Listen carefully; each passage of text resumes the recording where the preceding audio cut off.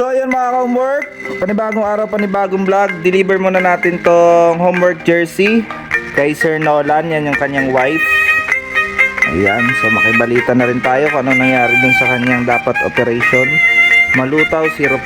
Sige, hatid muna natin.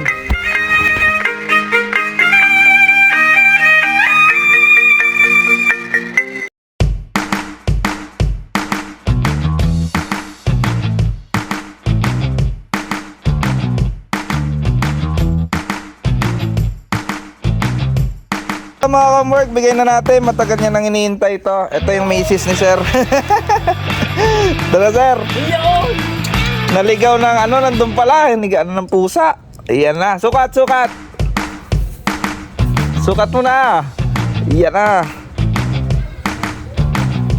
Jersey number 5. Yeah. Ikot. Yeah. So, sige. So ayun mga homework, pagpunta natin sa school, nabigay na natin jersey, dala natin si Brutus, ay nakapangakit agad.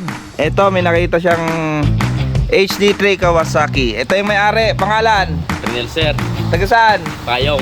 Yo, may gusto kang batiin? Shoutout sa mga tropa ko dyan. Chicks? Wala. Wala. Kwento ka naman tungkol sa HD3 mo. Saan mo nakuha? Saan mo nabili? Galing pa Puerto yan sir. Puerto Galera? Oo, pa. Sa papa mo talaga? Yan yung kagandahan guys sa motor. Kung di pa mana ay pinagkatiwala sa atin ng ama.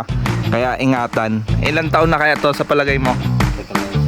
Tagal na. Yan. So, pugi. Naka-rimset na siya. Ayan oh. Pag may need ka pa doon, meron akong isang kinatay na Brutus. Yan. Karburador sir. Ay, nabenta na yung karburador natin. Burok din. Mahirap din paanahin. So sige mga ka-homework, ngayon konting kwentuhan, then una na ako. Sige pare, dito yan sa Gimmicks Fuel Station, magpagasolina na rin kayo. 2-stroke lover. So 2-stroke. Sige.